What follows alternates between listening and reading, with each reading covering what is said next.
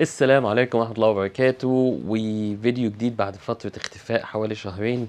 أنا بقالي شهرين دلوقتي كنت باخد كورسات وشغال لحد دلوقتي مكمل عشان خاطر إن أنا أزود من قيمة السي في بتاعي، وفي بعض الشهادات اتطلبت مني في الشغل وكان لازم أعملها، وجاي النهارده عشان أفيدك بالنسبة للشهادات المطلوبة في أستراليا وايه اللي هتفيدك في استراليا. مش شرط تكون مطلوبه بس هتفيدك كمان في استراليا، لان انا بدات بشهاده اتفرضت عليا وهقول لك هي ايه دلوقتي، ولقيت الموضوع عاجبني وكملت فيه، فده اخد وقتي ان انا ما قدرتش اعمل لكم فيديوهات. واول ما لقيت فتره ان انا اقدر اعمل لك فيديوهات قلت اجي انقل لكم المعلومات المهمه قوي اللي انت تقدر تستفيد منها ان شاء الله في الكارير بتاعك.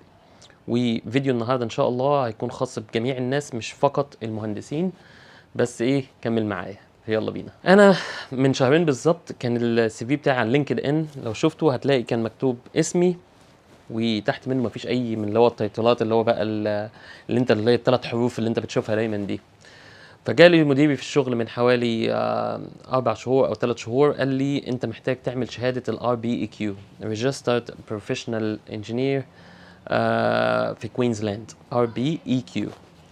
فطبعا ليه يا عم الحاج طالبها مني؟ قال لي دي مطلوبه في العقد النهارده ان انت تعملها علشان الكي بيرسونال، الوظائف الاساسيه في العقد مطلوب ان يكون معاك خبره سنين. طبعا انا مغطي السنين الحمد لله، بس لازم يكون معاك الايه ان انت تكون ريجسترد او مرخص من ولايه كوينزلاند بما اني عايش في كوينزلاند. تمام. فانا في خلال شهرين دول الحمد لله قدرت بقى عندي، بعد ما كان اسمي فاضي بقى عندي ان اي ار، بقى عندي ار بي اي كيو، وزودت عليهم كمان خدت الايه البي ام بي. ودي كانت اخر حاجه ودي اكتر حاجه خدت مني مجهود، ودي اللي هنتكلم عنها بالتفصيل النهارده ان شاء الله. ايه هي الشهادات اللي مطلوبه بالاسم في استراليا؟ هي الار بي اي كيو. دي اول مره في خلال 8 سنين في شغلي في استراليا ان يجي لي يطلب مني ان لازم يكون معايا الايه رخصه المزاوله دي في المشروع دوت علشان اقدر ان انا ايه اشتغل فيه. فالار بي اي كيو دي الشهاده الوحيده اللي اتطلبت بالاسم. الممبر فور انجينيرز استراليا مش مطلوبه كشرط انك تاخد وظيفه. ال NER او National Engineers Australia مش مطلوبه علشان تاخد وظيفه. ال PMP او Project Management Professional مش مطلوبه بالاسم علشان خاطر تاخد وظيفه في استراليا. ان انا عايز اكلمك النهارده عن ال PMP لاني لسه واخد الشهاده وحاضره في ذهني، فجاي انقل لك الخبره والتجربه كامله ان شاء الله. بالنسبه لل PMP طبعا كتير منكم سمعتوها، هل هي مطلوبه في استراليا بالاسم او الناس هنا في استراليا بتقدرها؟ بص انا ما ببيعلكش الوهم، فاول حاجه هقولها لك واكون صريح معاك ان هنا في استراليا ما يعرفوش كتير عن البي ام بي، لان البي ام بي دي شهاده امريكيه، والناس هنا في استراليا بتعتمد عامه على الخبره المحليه، وان انت يكون عندك خبره السوق، اللوكال اكسبيرينس دي بالنسبه لهم اهم شيء في الدنيا، وان انت تكون قادر تقوم بمهام وظيفتك. فانا بقى لي 8 سنين معتمد على كده. بس اول حاجه خلتني ان انا يعني افكر ان انا هل انا محتاج الكورس ده ولا لا، او ان انا محتاج الشهاده دي.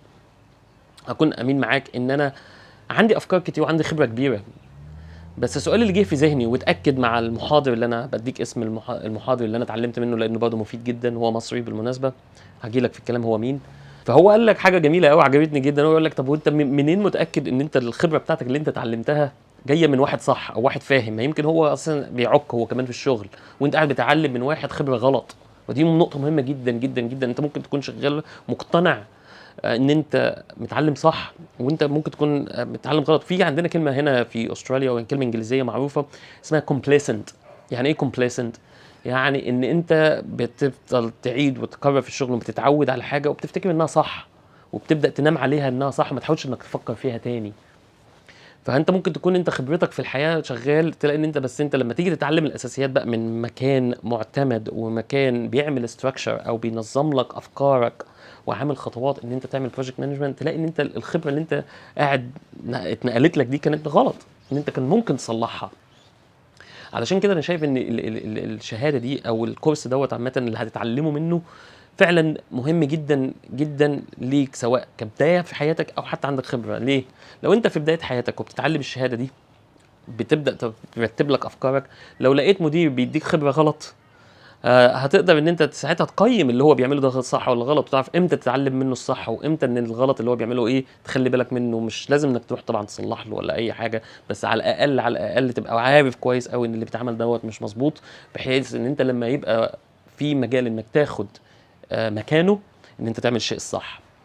وفي نفس الوقت لو عندك خبره زي حالاتي ومقتنع ان انا اللي كنت بعمله صح، وتيجي تلاقي ان في احسن منه، وان انت الاسلوب اللي انت بتستخدم بيه دوت ممكن قديم شويه، وان انت تعدله، وان انت بتحس ان انت تاخد الخبره والمعلومه مظبوط، فده مش حاجه سيئه خالص. طيب اسالني يا بسيوني وتقول لي ايه اكتر حاجه انت اتعلمتها من الشهاده دي؟ بص، الشهاده دي عباره عن 3 اجزاء معينه هو بيعلمها لك، ماشي؟ في دومين هم بيسميهم دومينز، جزء اللي هو خاص بالبيبل، الناس، بيعلمك ازاي انك تتعامل مع الناس حواليك في الشغل. وفي الدومين البروسيس، يعني ازاي ان انت طريقه تنفيذ الشغل. وفي اخر حاجه اللي هو الايه، البيزنس انفايرمنت، ده بالنسبه ان يبقى عندك فكره بالنسبه للموضوع اللي هو الايه، البيزنس بشكل عام، وده اقل جزء انت بتتعلمه. ولو اسالك اقول لك انا بامانه، انا اكتر حاجه فادتني ايه في الكورس دوت، وعلى فكره سبحان الله انت بتتعلم الكورس وانت قاعد بتتعلمه وانت في شغلك قاعد بتطبقه. يعني انا كنت كل يوم احضر مثلا اسمع المحاضره، وتاني يوم على طول بلاقي نفسي بطبق الكلام، لقيت نفسي بتغير في ساعتها. الموضوع فعلا ما شاء الله، انا فعلا دخلت الكورس ده عشان عايز اتعلم، مش عشان بس مجرد ناخد شهاده عشان الاقي بيه احسن بيها وظيفتي او احسن بيها ايه المكان بتاعي، لان انا الحمد لله في مكان كويس وراضي جدا بيه. بس ما فيش مانع طبعا ان احنا نحسن، بس الاساس ان انا عايز اتعلم هل انا شغال صح ولا ممكن احسن من الوضع اللي انا فيه. وانا شغال ايه في الاثنين الثلاثه دومين دول، لقيت ان دومين البيبل ده اكتر دومين انا استفدت منه، انك تتعلم ازاي تتعامل مع البشر اللي حواليك، وان انت في اوقات هو بيرتب لك افكارك بشكل رهيب جدا، ازاي امتى تتعامل، ازاي انك تبقى شديد، ازاي انك تبقى خفيف، وازاي امتى ان انت تمرن الناس اللي معاك، ازاي ان انت امتى انت اللي تعلم الناس بنفسك، طرق ازاي ان انت طرق ان انت مثلا في طريقه مثلا زي البيرنج، ان انت تحط صاحب الخبره مع الجديد عشان يتعلموا، في طرق كتيره بيتعلمها لك، في حاجات كتيره انت بتفتكر ان انت فاهم كل حاجه، بس بتيجي تتعلم. انا مش هديك طبعا انا مش جاي هنا اشرح لك كورس، انا بقول لك تجربتي وخبرتي وايه اللي ممكن تستفاده من الكورس او من الشهاده. لقيت ان من اللي انا اتعلمته، لا، ان كان في عندي مفاهيم غلط كامله، وسبحان الله يعني انا خدت الكورس من هنا لقيت نفسي بتغير بسرعه شديده جدا في الشغل، ولقيت ان ده بيفيدني في حياتي اليوميه في الشغل بشكل غريب جدا. يعني انت مش بتبقى عامل زي الانسان الآلي بتبدا انك تتغير فجاه، بس بتبدا تخلي بالك، لا، هو الناس هنا الكورس اللي انت اتعلمته ان دي الطريقه اللي تتعامل فيها، فسبحان الله تلاقي ان الاثر طريقه التعامل مع الشخص اللي قدامك نتيجه طريقه تعاملك دي معاه، بتلاقي رد فعله بقى متغير جدا عن الاول.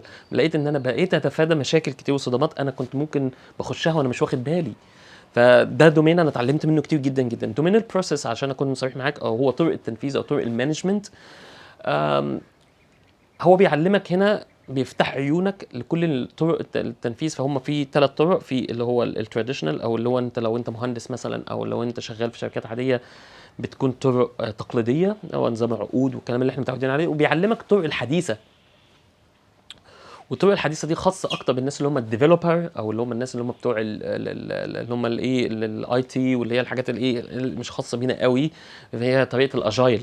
ودي طريقه جديده، ودي انا ليا زمايلي شغالين بيها هنا في استراليا، فهيستفيد منها. يعني انا معايا لسه واحد محمد عون صديقنا اللي جه على القناه اكتر من مره، اللي هو الاي تي، ما شاء الله هو شغال دلوقتي، وهعمل لكم فيديو جديد ان شاء الله نوريكم هو واصل فين، ما شاء الله عليه.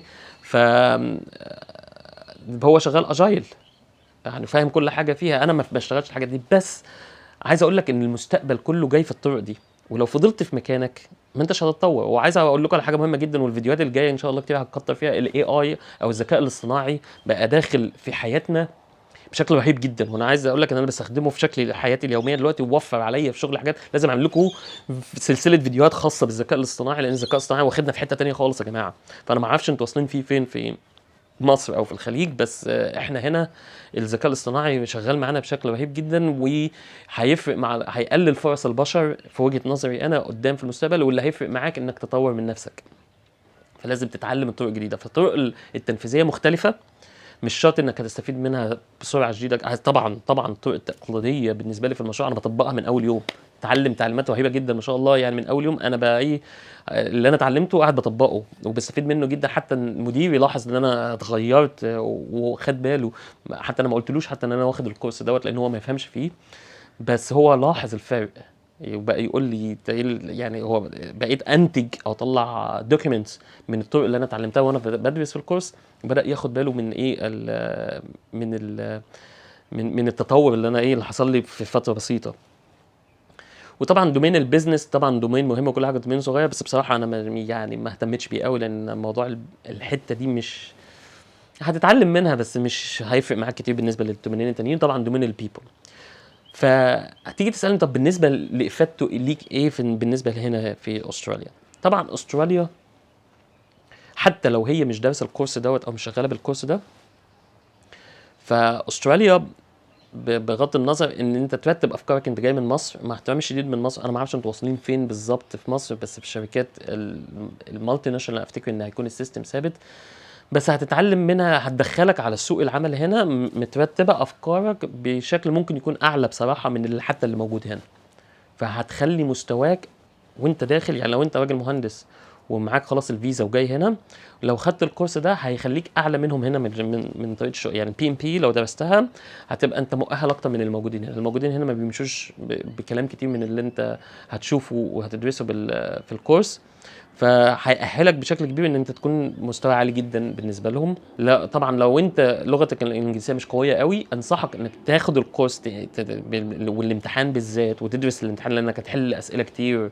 المنصه والناس اللي انا اشتغلت معاهم ناس رهاب وجمال ما شاء الله عليك، هجي لك في الاخر اكلمك عنهم. بس حاول انك تدرس باللغه الانجليزيه.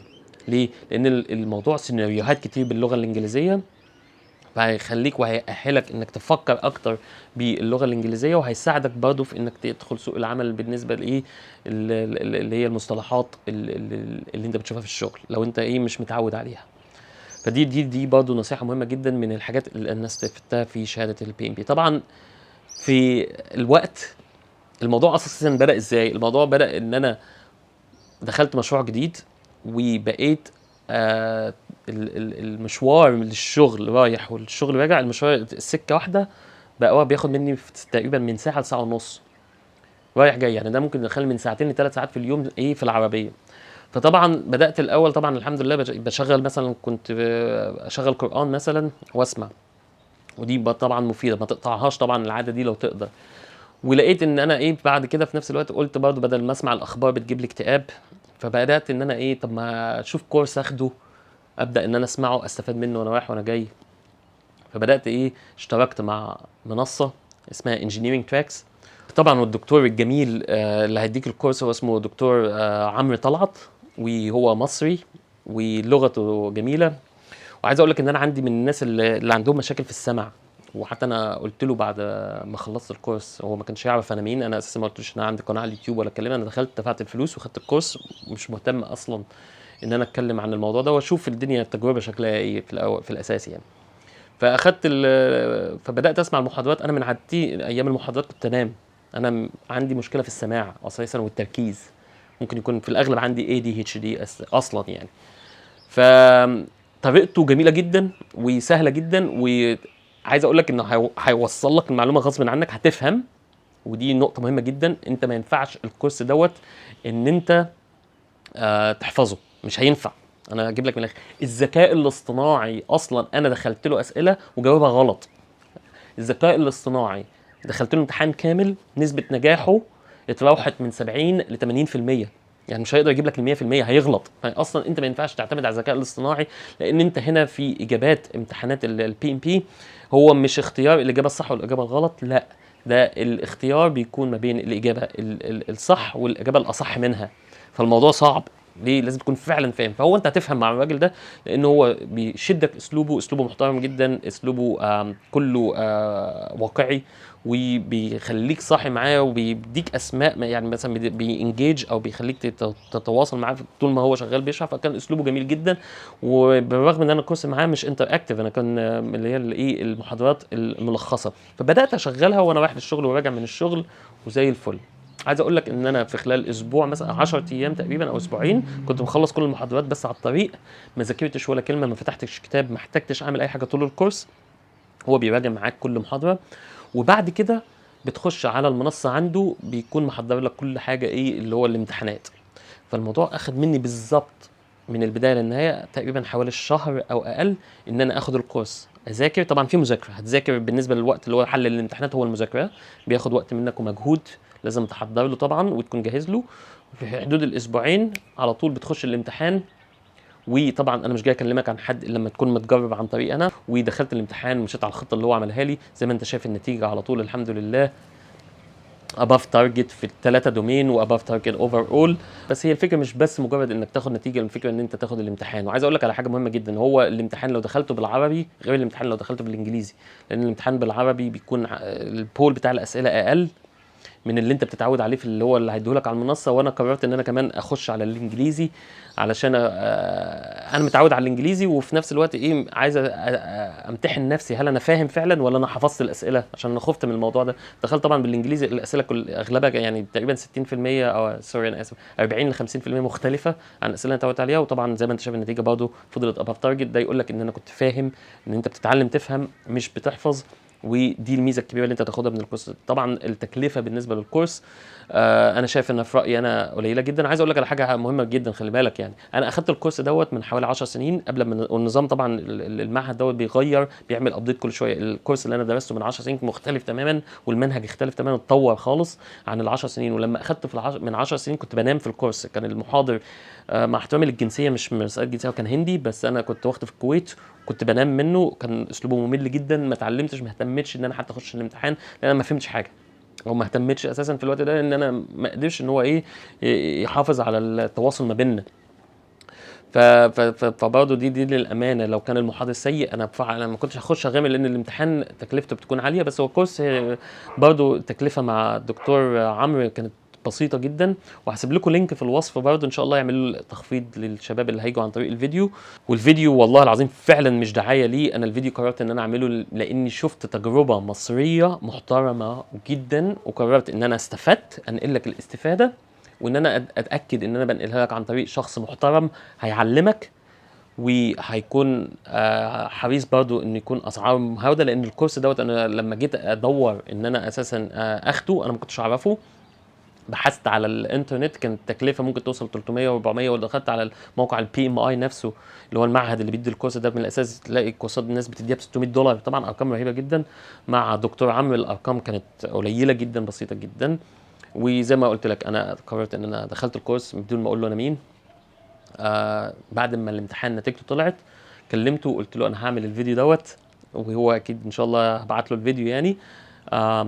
وانقل التجربه بما يرضي الله وبامانه. وبعد ما ايه كمان خلي بالك ان انا قلت له كده بعد ما دفعت كمان فلوس كورس الريسك، لان انا حاليا شغال لسه ما امتحنتش ان شاء الله باذن الله الاسبوع الجاي اخش الامتحان الريسك مانجمنت بلان. ده قصه تانية وبحر تاني. فطبعا ايه انا بستفيد منه كل يوم. والريسك دوت مش هتكلم عنه النهارده، بس هو قصه تانية ومهم جدا جدا جدا، ومن اهم الحاجات اللي انت ممكن تدرسها في مجالك بالذات اللي هو الناس في اي حاجه بصراحه، في اي مجال مهندس دكتور اي حاجه. الريسك فعلا من الحاجات المهمه اللي انت لازم تهتم بيها جدا في شغلك، وهتخليك تجني ارباح كبيره جدا ما شاء الله. يعني هيخلي حياتك كلها تختلف فعلا في اداره المشاريع بتاعتك باذن الله. ده بالنسبه للبي ام بي. ما اظنش ان انا في حاجه تانية ممكن انقل لك. طبعا زي ما انت عارف انا فيديوهاتي ما بعملهاش بترتيب، انا طالع لك بمنتهى التلقائيه بنقل لك التجربه بسرعه كاني بنقلها لواحد صاحبي. في الفيديو الجاي ان شاء الله هيكون اكتر على الكمبيوتر عشان اشرح لك ازاي الار بي كيو بتتعمل. لان انت حتى لو انت بتقدم على شغل مش شرط عشان هي بس مطلوبه، بالعكس لو انت راجل جاي في استراليا ولسه جديد وما عندكش خبره جوه البلد، لو عندك الار بي كيو وبتقدم على شغل اكيد هيكون ليك كريديبيليتي او يكون ليك تقدير امن للواحد. يعني انت لما تقدم لواحد على شغل وما يعرفكش وما عندكش خبره جوه البلد، بس لما على الاقل يلاقيك مرخص انك تمارس جوه البلد هتشيل من عنه شويه قلق، هتفيدك ان انت تلاقي وظيفه بالذات للناس اللي داخلين البلد لايه اول مره. شكرا واتمنى ان ما كنتش طولت عليكم، ونشوفكم في الفيديو الجاي باذن الله. يلا السلام عليكم.